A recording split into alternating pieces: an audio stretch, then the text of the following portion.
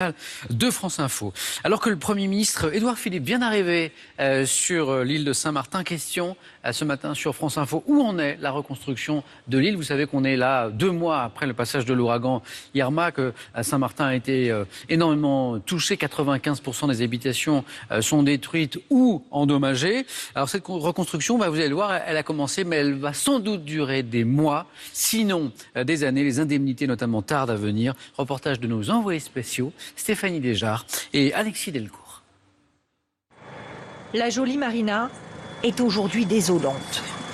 Depuis son balcon, Claude Jézéquel observe les travaux de renflouage des épaves. Mais dans sa résidence dévastée, rien n'avance comme il le voudrait.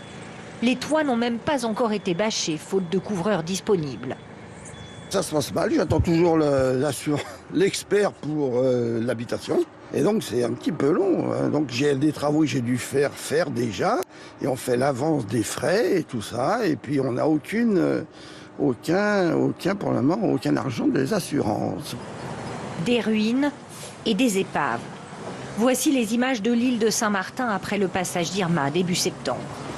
Depuis, plus de 20 000 dossiers d'indemnisation ont été déposés auprès des assureurs. La catastrophe, elle est énorme, elle est presque ingérable puisqu'on ne trouve pas assez d'experts pour pouvoir répondre aux besoins de la clientèle. Donc voilà un peu le problème.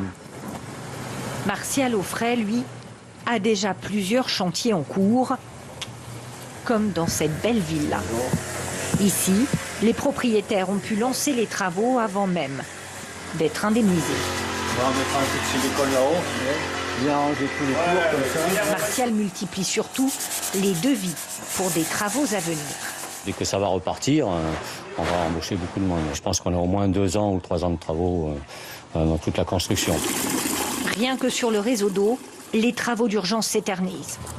Les ouvriers de Veolia continuent d'ausculter les 140 km de réseau de l'île. Ah, il y a un truc là. Une fuite ? Ouais. Ces fuites privent encore d'eau potable une partie de la population. Pour les 20% restants, ce sont les fuites les plus difficiles à trouver. Et donc, ça risque de durer encore malheureusement quelques mois. Sur l'île, les gros travaux n'ont pas encore commencé.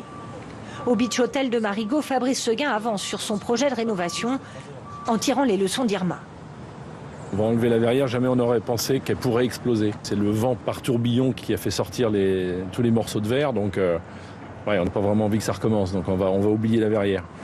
En attendant, les ouvriers continuent de vider la carcasse de l'hôtel des débris de la tempête. Comment tu t'organises pour ça? On va faire le maximum aujourd'hui. Fabrice Seguin va maintenant devoir convaincre des investisseurs de financer la rénovation de son établissement. Les touristes qui viennent à Saint-Martin, avant de venir dans mon hôtel, ils viennent sur le territoire, ils viennent à Saint-Martin passer des vacances. Donc c'est quoi le paysage de Saint-Martin dans 1 an, dans 2 ans, dans 3 ans? C'est ça qu'on a besoin d'avoir. C'est tout l'enjeu de la reconstruction de l'île et de son avenir. Les dernières actualités sont sur notre fil France Info. Regardez, il y a notamment cette alerte météo.